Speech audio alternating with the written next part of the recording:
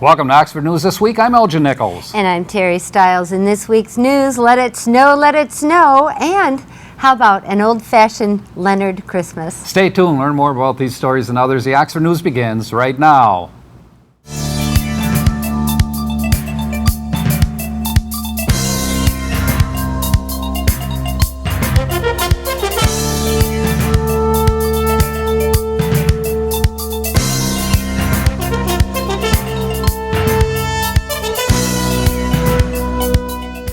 Last week, Mother Nature delivered a 1-2-3 punch to our community in a big way.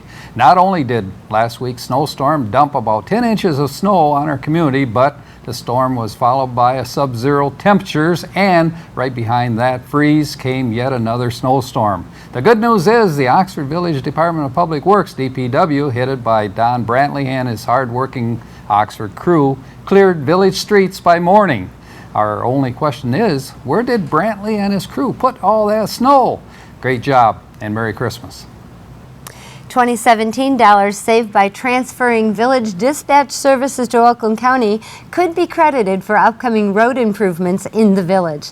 Last week, the Village Council approved a joint venture with the Oakland County Road Commission to resurface a section of Lakeville Road. The project will coincide with a county plan to resurface Lakeville Road from Rochester to the village line. Overall, the plan will cost the village nearly $200,000, in which half is to be paid up front and the remainder at the end of completion, which is sometime April 2017. For nearly 10 years, Chris Atchison, co-owner of Ridge Lawn Cemetery, has ensured that every single military veteran buried at the cemetery has a fresh wreath. Thanks to the efforts of Oxford Boy Scout Troop 366, last Saturday was no exception. Kim Breen, Service Project Coordinator for the troop, said his scouts collected over 8,000 bottles and cans to generate $800 for the wreaths. That money, along with the community and business contributors, provided funds to buy a wreath for each and every 202 veterans buried at the 99 West Burdick Street Cemetery. Leonard began their holiday Christmas season with an old-fashioned downtown Christmas tree lighting, complete with caroling, followed by a reading of the Christmas story at the nostalgic Rowland Hall Community Center. Longtime chairperson Shara Sotheby was given the honor of turning the tree lights on, and later she read Christmas stories to many of the children gathered at Rowland Hall. It's nice to see their small town villages like Leonard still celebrating Christmas the old-fashioned way. Last week, nearly 85 children and their parents gathered at the Oxford Public Library to build little gingerbread houses. When completed, the children were excited to show off their masterpieces. Several children said they wanted to show their creations to their grandparents at Christmas. Many children and adults programs are offered free at your local Oxford Library. To learn more, go to the Oxford Public Library located on Pontiac Street. This is a reminder that while we're all celebrating the various holidays of the season, please don't drink and drive.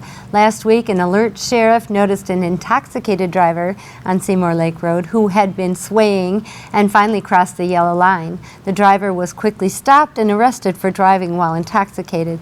So please, with the upcoming inclement weather and the additional volumes of travelers on our roads during the holiday season, this is a particularly hazardous time on our roads. So if you choose to drink and drive while celebrating this season, please leave your keys at the door and call for a ride.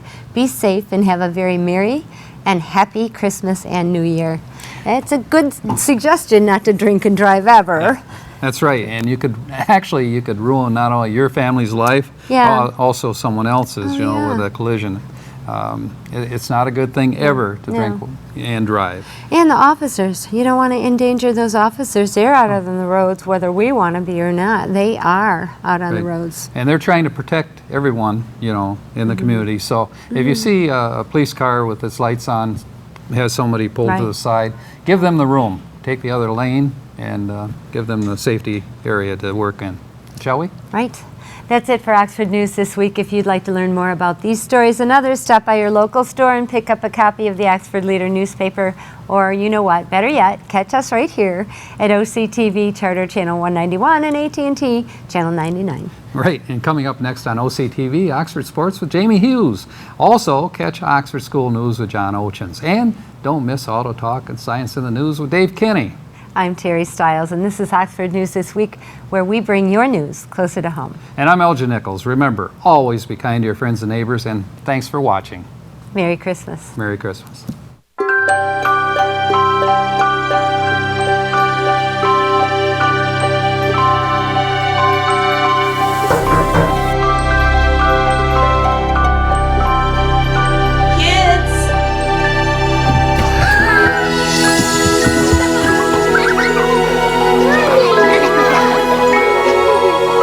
Thanks to your generosity, Marines have delivered Christmas to children in need since 1947.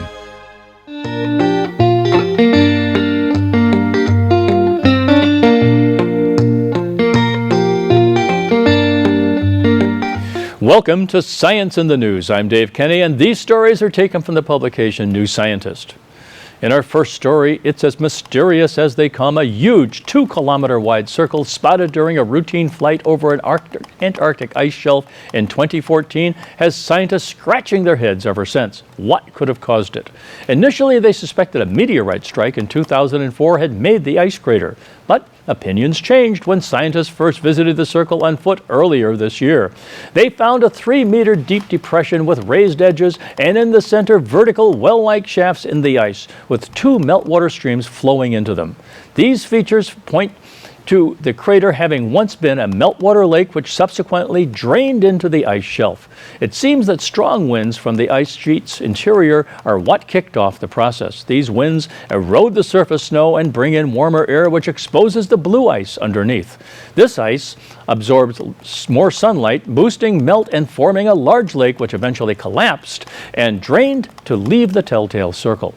When the researchers drilled into the ice and ran radar tests further west of the site, they found multiple other lakes several meters under the surface. This further supports the idea that surface melting had taken place and formed new lakes in the region. We've shown that the East Antarctic ice shelves are prone to local surface melting, which is important to take into account when looking at the future response of Antarctica to climate change, says Stef Lermite at Delft University of Technology in the Netherlands. Surface melting can in theory destabilize the ice sheets. These researchers have really dived in and shown us how winds can lead to the melting and instability, says Ted Scambos at the National Snow and Ice Data Center in Boulder, Colorado. But the East Antarctic ice sheet is unlikely to break up anytime soon, and that's a good thing. On the medical front, if fighting bacteria one way is good, 2 ways would be even better, or so you'd think. But not always. An antibacterial widely used in soaps and cleaning products actually helps microbes like MRSA beat powerful antibiotics. The substance in question is triclosan. It is not an antibiotic, but a different type of compound that rather than killing bacteria stops them from growing instead. Triclosan is so widespread that there are concerns that this may encourage bacteria to evolve resistance to it, posing a problem for hospitals that use antibacterials to prevent infections spreading. These concerns have helped prompt the U.S. Food and Drug Administration to ban the use of triclosan in consumer hand soaps, and the FDA is pondering further restrictions. Now there's reason to worry over even more serious effects. To see whether antibacterials can affect the performance of antibiotics, Petra Levin and Corey Westphal at Washington University in St. Louis, Missouri, exposed E. coli to common antibiotics and triclosan and measured their survival over 20 hours. When the bacteria were exposed to the antibiotic streptomycin or ciprofloxacin, both triclosan plus triclosan, that is, they were 10,000 times more likely to survive than those that weren't given triclosan. Further tests found that triclosan protects the MRSA superbug against vancomycin, a crucial antibiotic often used as a last resort in MRSA infections. We don't know why triclosan has these effects, but one explanation might lie in the different ways that antibiotics and antibacterials work. Most antibiotics kill bacteria by interfering with the essential steps in their life cycles, such as making cell walls. Since triclosan prevents bacteria from growing, they may not go through as many life cycle stages, becoming more impervious to antibiotics as a result. A dormant cell has not a lot of active targets, so there's not much to corrupt, says Kim Lewis at Northeastern University in Boston. We don't yet know whether triclosan could be aiding bacteria to survive in the bodies of those taking a course of antibiotics. We do know more, until we know more, that is, it might be wise for such people to cut their exposure to triclosan. The trouble is, it's very hard to do that. Triclosan is all over the place, says Natalie Balaban at the Hebrew University in Jerusalem. You're giving a treatment and you're not even aware it's there. Triclosan may have another sinister effect. Antibiotic treatment usually aims to kill all the bacteria causing an infection. Otherwise, surviving microbes could pass on whichever genes help them resist the drugs. By enabling bacteria to persist in the presence of antibiotics, triclosan may speed up their ability to evolve such resistance. If so, that could be a good further argument for restrictions on its use, Lewis says. Wow. Well, that's it for this edition of Science in the News. I'm Dave Kenny. Stay tuned to Oxford Community Television. Hey Leonard, you're watching OCTV.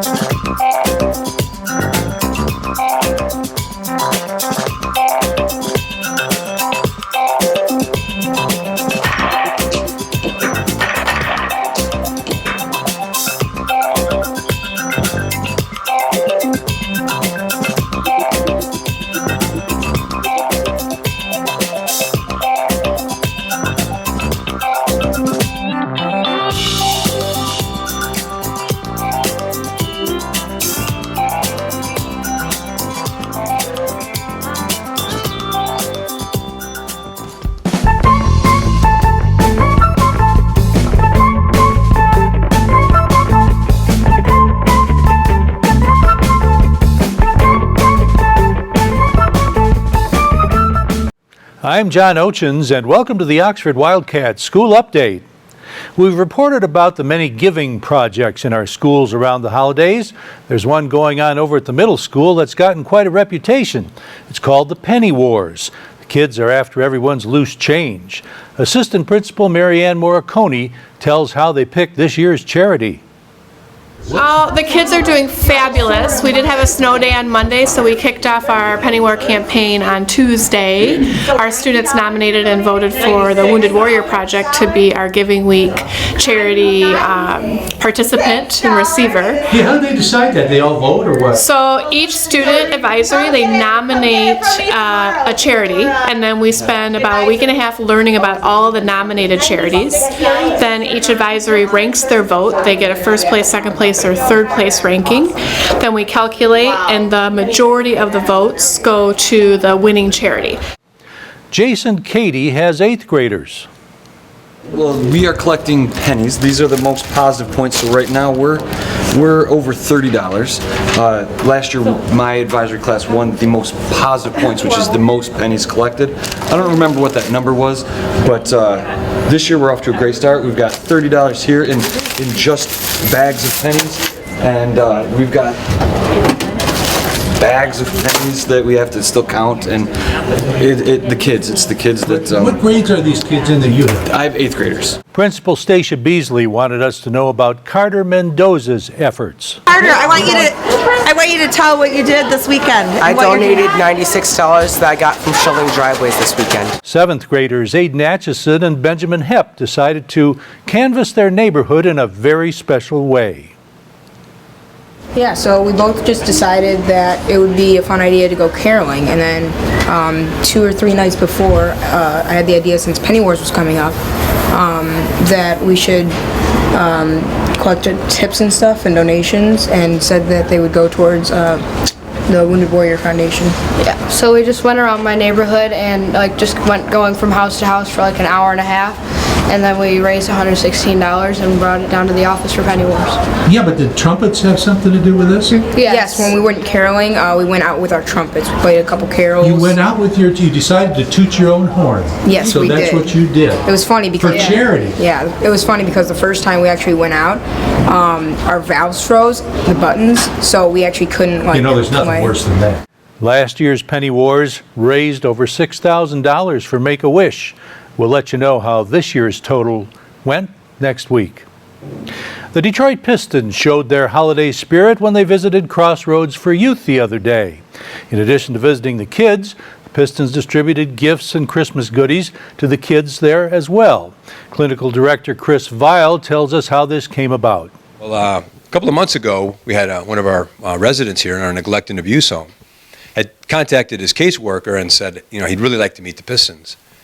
And so she reached out and contacted the Pistons, and sure enough, they reached back out, and the Pistons with a purpose got with her, and they said, bring him down. So his therapist from here and his caseworker and the young man went down there, and we kind of thought it was just going to be a short little visit, but it turned out to be like a 3-hour. He actually spent the whole afternoon with the team. He actually got to attend practice. He had lunch with them. He had just a wonderful time, and they gave him some, wonderful memorabilia, some clothing, some signed basketballs, signed shoes, and we were just blown away. So one thing led to another, and before you knew it, the Pistons showed up. Weil talks more about Crossroads. And for many, many years, we were primarily residential and day treatment for juvenile justice youth. So for young people who had gotten themselves in trouble through the juvenile courts, and then we would provide residential treatment as well as our on-ground school, and provide them with therapy and the counseling necessary to get them to a place where they could enter back into their homes and go back to normal lives. And 2 years ago, we branched out our services to include residential services for neglect and abuse children. So these are children who are coming to us from the Department of Health and Human Services, and they've been either removed from their homes or they've been in the system for many, many years. And the bottom line in a lot of their lives is they really don't have anywhere else to go and live. Our Rod Wright paid them a visit. He let a young student named Diana practice her interviewing skills with Pistons coach Stan Van Gundy in the hot seat. The last game versus the Celtics, we got pretty disappointed at the end because they fouled you guys wrong. I thought so too. And they cheated. I thought so too. You know what? I like the way you looked at that game. I like that. Then Rod got his microphone back and things got serious.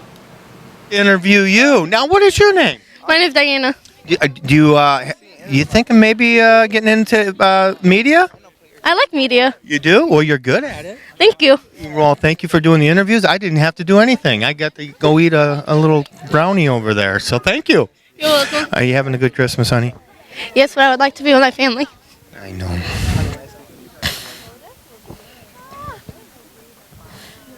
Perhaps a cue for us to count our blessings. Have a very Merry Christmas. That's the Oxford School News for this week. This is Oxford Community Television, keeping it local. Hi, my name's Karen from Canine Stray Rescue. We're located at 2120 Metamora Road, just north of town in Oxford. We're an animal rescue here. We take in dogs. We have about 50 dogs here right now that are available for adoption. Before the dogs are adopted out, they are spayed or neutered. They're up to date on the rabies and distemper shots, and we also heartworm test them to make sure that they are not heartworm positive. We have families come through here. We're open every day, but Tuesday and Wednesday. We also have a website that lists our hours, tells you everything about our events.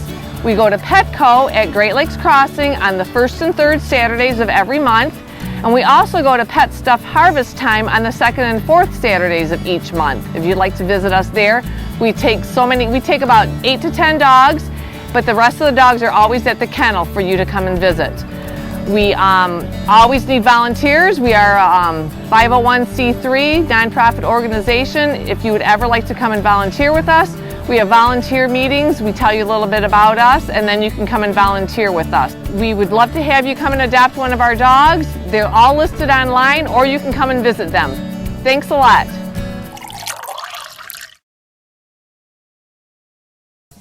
Do you love local sports?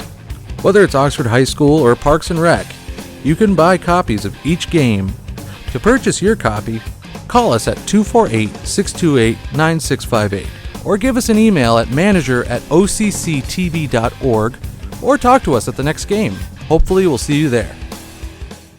Back with you in Oxford News this week. Yes, we jump out to the basketball court with the freshman basketball. The Wildcats won their season opener there, 41-27. They defeated Waterford Kettering. The team was led by Robert Abbott. 12 as Solon Lewis had 11. The Wildcats kept the winning ways. They'll take that on to Romeo. We'll have the results in next week's broadcast.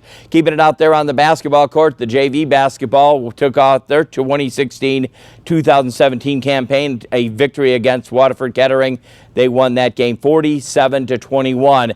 That all took place in the Ian Smith Gymnasium. They again will take on Romeo in their next contest. Jumping out to varsity that same night, Jordan Jaden led with 21 points. Ray Levine had 11. Oxford scored 50 first half points and hit 10 threes. Waterford Kettering was led by Emmanuel Gates with 11 points. Oxford picked up the V. Guess what? The score there, an impressive 57-20. Both those games seen here on OCTV. You want to dial up OCTV for all the hoop action on the weekends here on Oxford Community Television. Girls basketball, not so lucky for Oxford there. Oxford varsity basketball, they lost to Clarkston 48-32. However, that same night, a nail biter, the JV, 3.3 seconds left. We go to courtside. Bill service, Rod right. They pick up the call. With Lady Cats have the ball. We got inbounded again. They're going to try to foul us right away.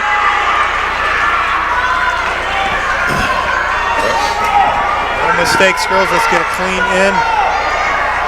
They're going to look for 50. There she goes. 2, 1, 0.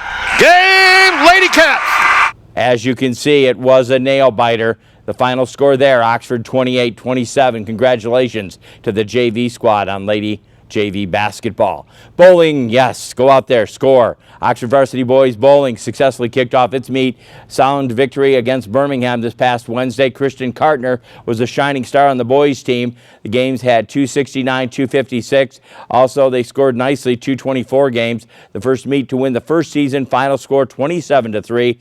The team is definitely still working on and improving to become, hopefully, great in the OAA title league contest. This here, Oxford High School co-ed varsity wrestling beat Linden High School. Didn't even know they had co-ed wrestling, but hey, they do. 49-24. Oxford proved it out there against Linden. Check it out. If you want to know where your athlete's going to be, sports scores and schedules. It's right there at your fingertips. It's oxfordathletics.org. That's one word, oxfordathletics.org. It's right there at your fingertips. While you're on the web, I urge you to check our website out. It's OCCTV.org. Hit the programs tab. You can hit it on your computer, iPad, or phone, wherever you choose to look at it. You can catch any one of our programs. I do urge you, especially during this basketball hockey season, check our sports broadcasts out Saturday and Sundays between 1 and 6 on our TV station. If you don't catch it there, catch it at OCCTV.org. A personal mention, I have been doing the parades for many, many years, the Oxford Christmas Parade. I want to pass a winning salute on to Nicole Sturrett. If you see her, she's part of the Chamber of Commerce. It takes a lot of people to put the parade on. She handed us cards this year. They were so organized. I've never seen it so organized. Hey, a winning salute going out to Nicole and that Chamber of Commerce. Till we do it all over again, I'm Jamie Hughes. It's Oxford Sports. Go blue and gold.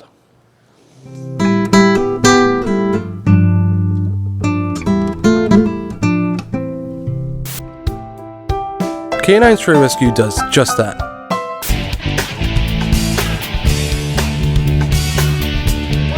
Some heat in there. Yeah, watch that curveball now. The pitcher's way ahead. Let him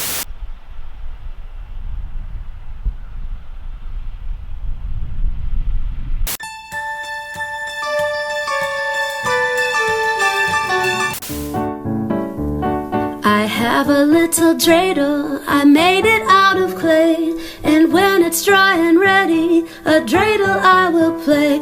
Oh, dreidel, dreidel, dreidel, I made it out of clay, and when it's dry and ready, a dreidel I will play.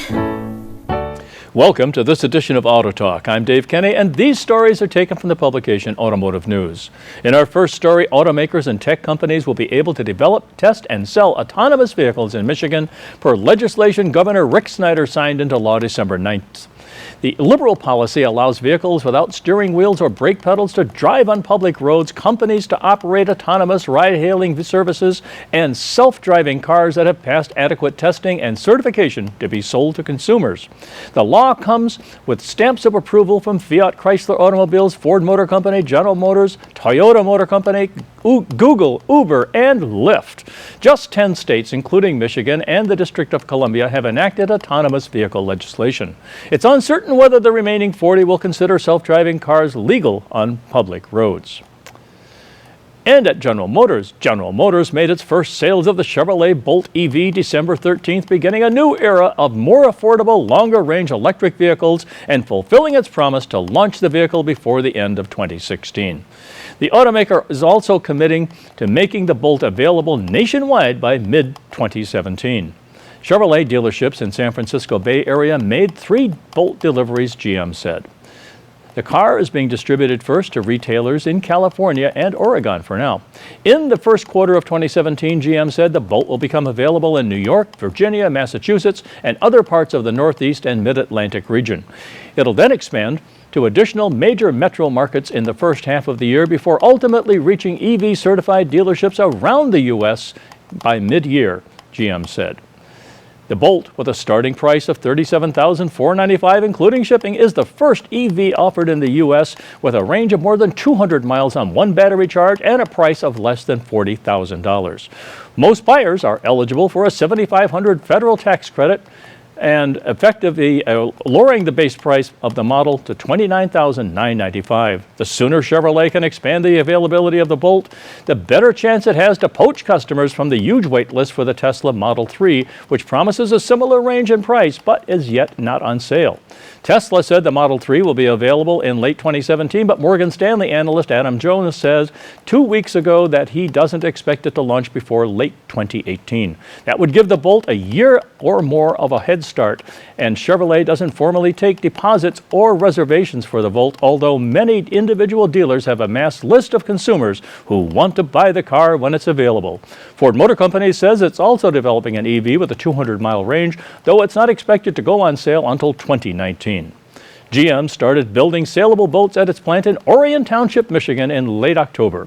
It's building about 100 Bolts a day based on figures provided during a media tour 2 weeks ago. GM hopes to eventually increase Bolt production significantly, and it has the capacity to do so at the Orion plant, which is operating on just one 8-hour shift a day. Automakers would prefer to run plants around the clock to be more efficient. And at Mercedes-Benz, one day after Mercedes-Benz teased the E-Class Coupe, the latest member of the E-Class family has officially broken cover. The 2018 E-Class Coupe features an aggressive front end, including a long sculpted hood, while the rear is similar to that of the S-Class and C-Class coupes. 4 frameless side windows and absence of a B-pillar give the car a flowing profile. The E-Class Coupe now checks in at 190 inches long. That's 4.8 inches longer than its predecessor and 56.3 inches tall, up 1.3 inches from the previous generation, and 73.2 inches wide without mirrors, up 2.9 inches from its predecessor. In terms of power, Mercedes kept the 3-liter V6 biturbo engine in the E400 and E400 4MATIC. The engine produces 329 horsepower and 354 pounds-feet of torque and is matched with a standard 9-speed automatic transmission. The E400 Coupe can hit 60 miles per hour in 5.2 seconds.